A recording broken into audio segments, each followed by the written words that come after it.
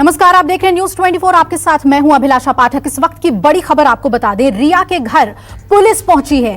रिया ने जान को खतरा बताया था और उसके बाद पुलिस रिया के घर पहुंच चुकी है। उन्होंने सोशल मीडिया पे ये कहा कि हमें और मेरे परिवार को जान का खतरा है। हमने स्थानीय पुलिस में जाकर शिकायत की, लेकिन अभी तक फायदा नहीं हुआ है।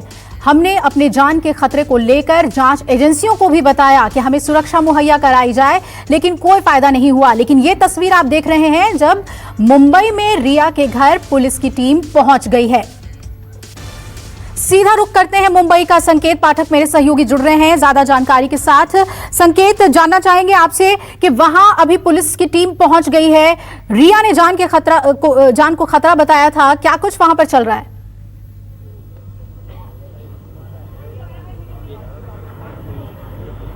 आज देखिए, इस वक्त मैं रिया के घर के ठीक बाहर मौजूद हूं। आपको बताऊं कि सोशल मीडिया एक पोस्ट रिया चक्रवर्ती ने की थी और अपनी जान को, अपनी परिवार की जान को खतरा बताया था। उनके जो पिता हैं इंद्रजीत चक्रवर्ती, वो भी लोकल पुलिस स्टेशन गए थे और वहां पर अपनी शिकायत दर्ज कराई थी। उसके बाद अब मुंबई पुलिस के जो कांस्टेबल हैं वो यहां पर पहुंचे हुए हैं। रिया से और उनके परिवार से जानने की कोशिश की जाएगी कि आखिर क्या वजह है कि उन्होंने अपनी जान को खतरा बताया, क्योंकि उन्होंने कहीं भी इस तरीके का जिक्र नहीं किया है कि उन्हें किस तरीके से धमकी दी गई है या कोई जान के जो फोन कॉल है वो किसी तरीके का आया है या फिर किसी अन्य तरह से उन्हें दबाव बनाया जा रहा है। इस तरीके की जानकारी उन्होंने नहीं दी है और अब यही बात पूछने के लिए, इसी की जांच पड़ताल करने के लिए मुंबई पुलिस के कांस्टेबल यहां पर पहुंचे। देखिए, जैसा कि मैं पहले कहाँ जाना है मुझे नहीं पता। ईडी ऑफिस लेके जाएंगे। अच्छा, आप अकेले जाएंगे और भी पुलिस वाले होंगे? अकेला और भी लोगों के साथ में इंद्रजीत चक्रवर्ती जाने वाले हैं, उनकी बेटी भी जाने वाली है रिया चक्रवर्ती। कुछ आइडिया नहीं, आपको क्या सीनियर? मुझे नहीं पता मैडम। आपको सीनियर अधिकारी ने क्या बताया? मीडिया के सवाल किस लिए आए हैं आप, और उस पर पुलिस ऑफिशियल ने कहा कि रिया के पिता को ईडी दफ्तर ले जाने के लिए आए हैं। सवाल ये भी पूछा गया कि क्या रिया को भी ले जाने के लिए आए हैं। उन्होंने कहा कि मुझे नहीं पता। कुछ नहीं, मुझे उनके साथ जाना है, वो नीचे आ रहे हैं, मैं वेट कर रहा हूँ। सुशांत केस में ड्रग्स कनेक्शन सामने आने के बाद न सिर्फ सुशांत से जुड़े लोग जांच एजेंसियों के घेरे में आए हैं, बल्कि पूरे बॉलीवुड में हड़कंप मच गया है। सुशांत केस में ड्रग्स कनेक्शन का जो खुलासा हुआ है वो बेहद ही सनसनीखेज है। रिया के व्हाट्सएप चैट से खुद रिया समेत वो तमाम किरदार बेनकाब हुए हैं जो सुशांत केस में ड्रग्स के काले कारोबार से जुड़े हुए थे। यही नहीं, इससे यह भी साफ होता है कि सुशांत के फ्लैट पर रिया की डी कंपनी के ड्रग्स का पूरा खेल चल रहा था। सुशांत को बिना उनकी जानकारी के ड्रग्स दिया जा रहा था। रिया की इस डी कंपनी में कौन कौन लोग थे शामिल और 7 समंदर पार से हिंदुस्तान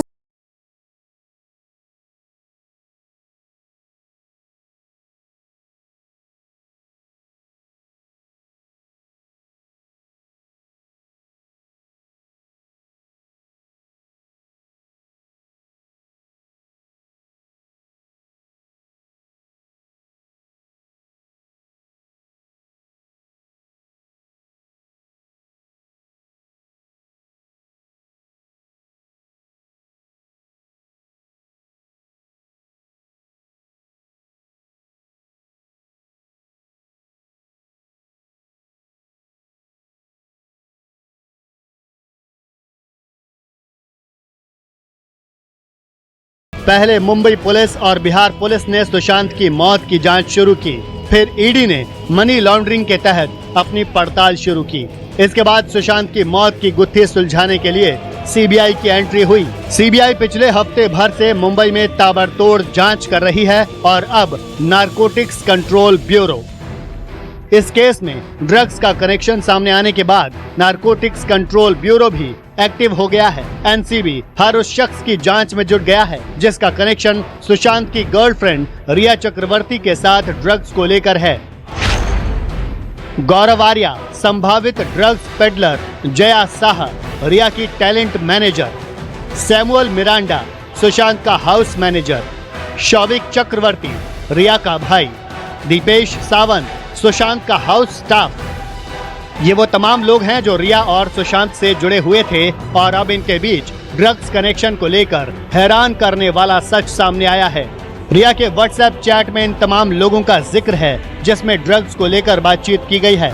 अब आपको रिया की इस डी कंपनी के एक एक किरदार से रूबरू कराते हैं। सबसे पहले गौरव आर्या को जानिए।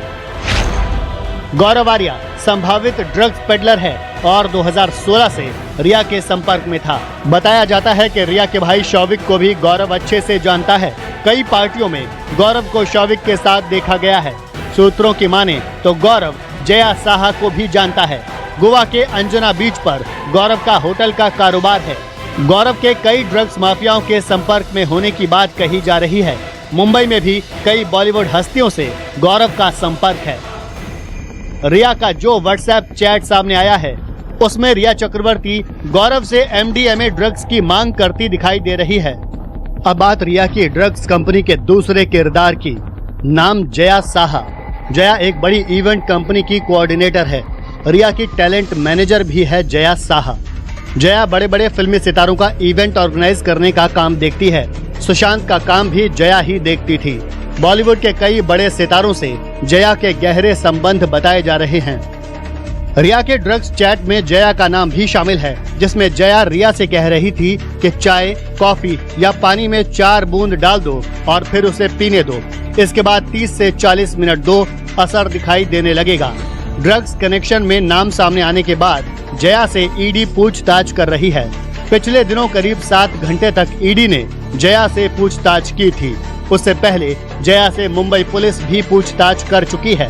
यही नहीं, जया के रिया से किस तरह के संबंध है इसका अंदाजा इस बात से भी लगाया जा सकता है कि 12 जून से 15 जून के बीच रिया और जया के बीच 8 बार बातचीत हुई है। अब आपको रिया की डी कंपनी के तीसरे किरदार से मिलवाते हैं। नाम सैमुअल मिरांडा उर्फ मिरांडा सुशी, सुशांत के हाउस मैनेजर।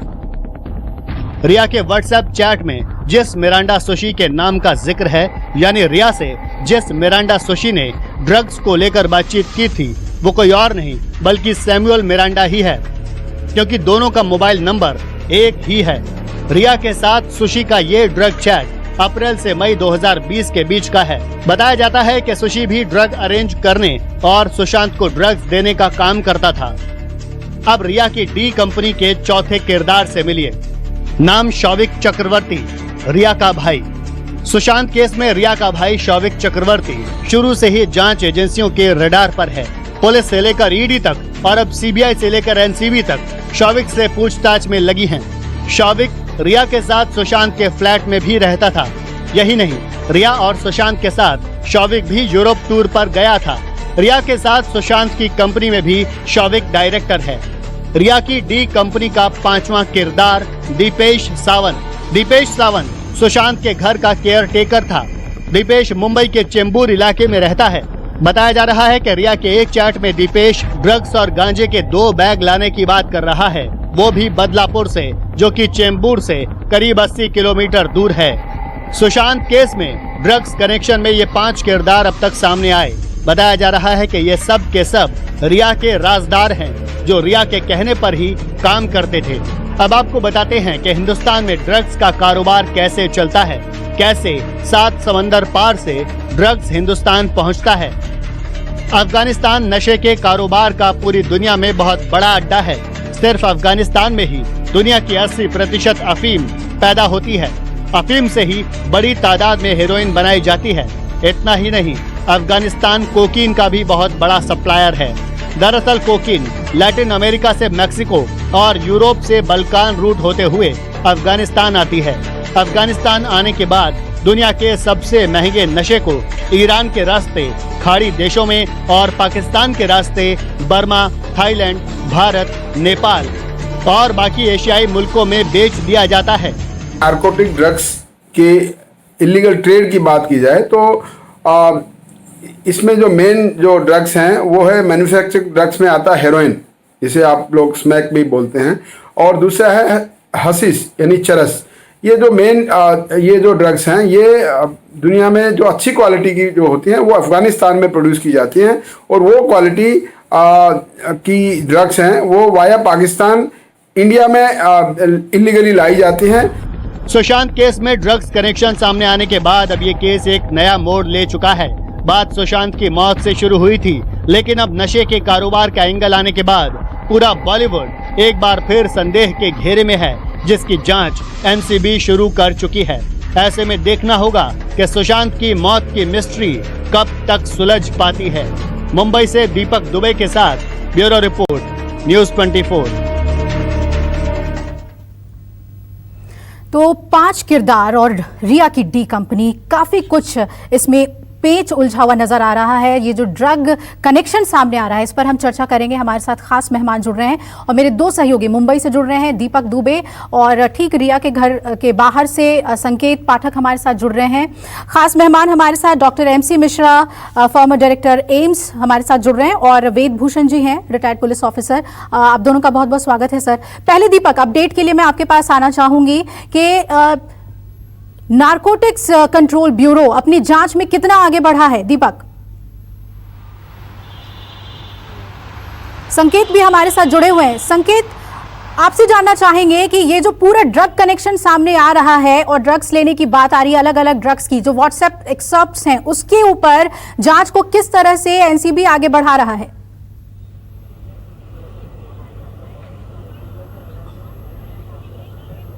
देखिए, कुछ दिन पहले ही एनसीबी ने रिया चक्रवर्ती, शौविक चक्रवर्ती समेत अज्ञात लोगों पर मामला दर्ज किया था। उसके बाद से ही लगातार जो एनसीबी की टीम है वो जांच में जुटी हुई है। दिल्ली से भी एक टीम कुछ ही समय में बताया जा रहा है कि मुंबई पहुंचने वाली है। साथ ही साथ जो गौरव आर्या नाम का शख्स है, जिसको ड्रग पेडलर बताया जा रहा है, जो कि रिया चक्रवर्ती के साथ उस चैट में भी उसका नाम सामने आया था, उसकी भी गोवा में तलाशी की जा रही है। तो एनसीबी अब लगातार जो जिन जिन लोगों के नाम सामने आ रहे हैं उन पर शिकंजा कसने की तैयारी कर रही है। आपको एक अहम जानकारी मैं देना चाहूंगा कि कई ऐसी बातें निकलकर सामने आई हैं, जिसमें 2 जो फोन थे रिया चक्रवर्ती के, जब ईडी ने उन फोन को खंगाला, उसके डेटा को रिट्रीव किया, तब ये बातें सामने आई कि संकेत, हम लौटते हैं आपके पास। इस वक्त एक और बड़ी खबर आ रही है। सुशांत केस में ईडी की जांच में खुलासा, रिया और सैमुअल की बातचीत में खुलासा हुआ है। दोनों सुशांत के पैसों का इस्तेमाल करते थे।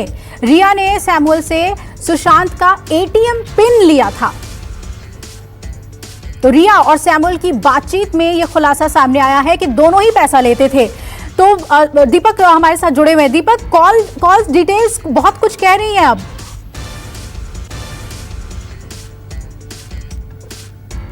तो आपको बता दें कि सुशांत केस में ईडी की जांच में खुलासा हुआ है कि सैमुअल और रिया दोनों की बातचीत से यह खुलासा हुआ है, ईडी को ये क्लू मिल गया है कि दोनों में पैसों को लेकर बातचीत होती थी और दोनों ही पैसे इस्तेमाल करते थे। रिया ने सैमुअल से सुशांत का एटीएम पिन लिया था।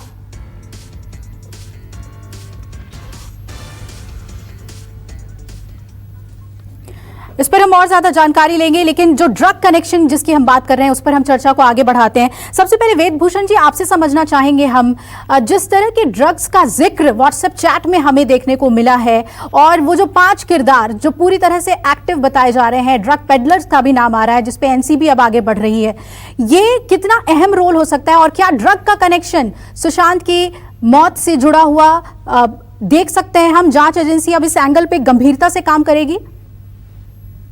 अभिलाषा, फिल्म इंडस्ट्री के अंदर ड्रग्स का व्यापार, ड्रग्स का कंजम्पशन एक बहुत पुरानी बात है। ये कोई बहुत बड़ा एक नया खुलासा नहीं है।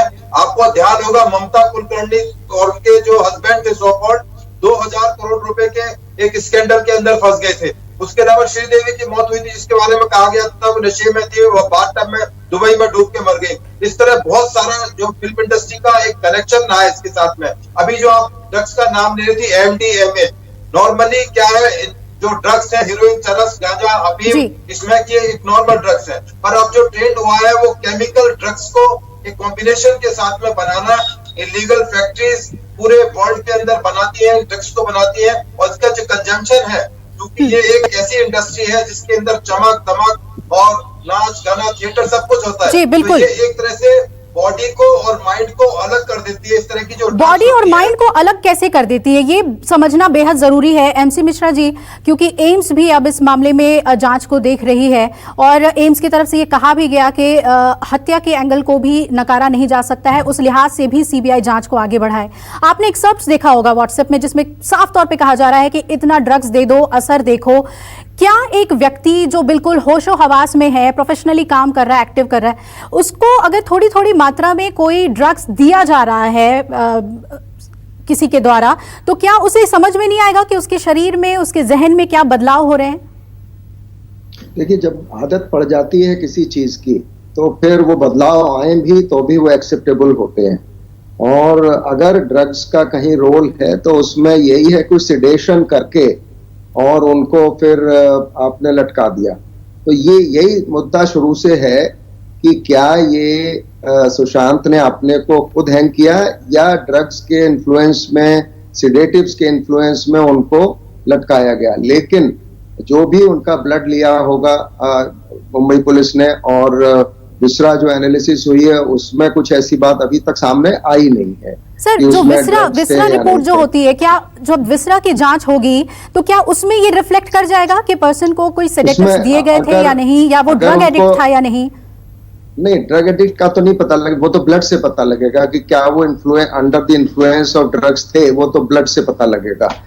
और या फिर लिवर वगैरह में जहां डिटॉक्सिफाई होती है, मेटाबॉलिज्म होता है ड्रग्स का, लिवर में, किडनी में, वहां से कुछ पता लग सकता है, क्योंकि वो विसरा अभी भी है मौजूद, उसकी जांच कराई जा सकती है, एनालिसिस की जा सकती है। पेट में जो मुंह से देते हैं जो ड्रग्स, वो पेट में मिल सकती थी, लेकिन अभी तक विसरा एनालिसिस की जो भी कुछ आप लोगों के माध्यम से हम लोगों को पता लगा है उसमें ऐसी कोई बात सामने आई नहीं, क्योंकि उनका स्टमक खाली था ऑलमोस्ट। थोड़ा 50 ml ब्राउनिश फ्लूइड कहते हैं मिला उसमें, और वो ब्राउनिश फ्लूइड तो गैस्ट्रिक जूसेस और वो सब मिलके भी हो जाता है, तो उसमें उससे कुछ निष्कर्ष नहीं निकाला जाता। उसकी एनालिसिस बहुत महत्वपूर्ण हो जाती है। यानी विसरा रिपोर्ट बहुत कुछ कह सकता है, उसके लिए हमें इंतजार करना होगा। दीपक का हम रुख कर लेते हैं। दीपक, ये जो अभी नई अपडेट आ रही है कि पिन तक, एटीएम पिन तक सुशांत का मालूम था रिया को, ईडी के पास जो मनी ट्रांजैक्शंस हैं इनकी, ये जो एक एंगल है, फाइनेंशियल एंगल, इसको लेकर क्या ज्यादा कुछ जानकारी निकलकर सामने आ रही है दीपक? जी, आपको बता दें कि जब रिया चक्रवर्ती से 2 बार ईडी ने बुलाकर लंबी पूछताछ की, उस दौरान रिया का 2 मोबाइल और उनके पिता इंद्रजीत का 1 मोबाइल, शौविक का मोबाइल और साथ ही सैमुअल मिरिंडा और श्रुति मोदी का मोबाइल सीज कर दिया था, अपने पास अपनी कस्टडी में ले लिया था। और जो डेटा डंप किया गया है और उसके बाद जो व्हाट्सएप चैट रिट्रीव किए गए हैं उसमें इन बातों का खुलासा हुआ है, चाहे वो रिया के ड्रग कनेक्शन का एंगल हो या फिर सुशांत सिंह राजपूत से जुड़ी हुई कई सारी बड़े खुलासे। इसमें रिया चक्रवर्ती जो ईडी के डॉक्यूमेंट्स न्यूज़ 24 के पास इस वक्त मौजूद हैं, उसमें साफ तौर पर इस बात का जिक्र हो रहा है कि रिया चक्रवर्ती सैमुअल मिरिंडा के से कहती हैं कि सुशांत सिंह राजपूत का पिन हमें दे दीजिए। वहीं दूसरी बात और भी सामने आ रही है कि किस तरह से सैमुअल मिरिंडा और रिया चक्रवर्ती सुशांत सिंह राजपूत के पैसे का इस्तेमाल किया करते थे। ये वो बातें हैं जो परिवार लगातार आरोप लगा रहा था, दावे कर रहा था, और एफआईआर में इन बातों का जिक्र है। तो ईडी की पूछताछ और जांच में चलिए दीपक, हम आपके पास लौटते रहेंगे अपडेट के लिए। नमस्कार, मैं हूं मानक गुप्ता। अगर आपको हमारा ये वीडियो पसंद आया हो तो इसे लाइक और शेयर जरूर करें, और हाँ, हमें सब्सक्राइब और फॉलो करना ना भूलें ताकि आप देश और दुनिया की कोई खबर मिस ना करें। तो जुड़े रहिए हमारे साथ और देखते रहिए न्यूज़ 24।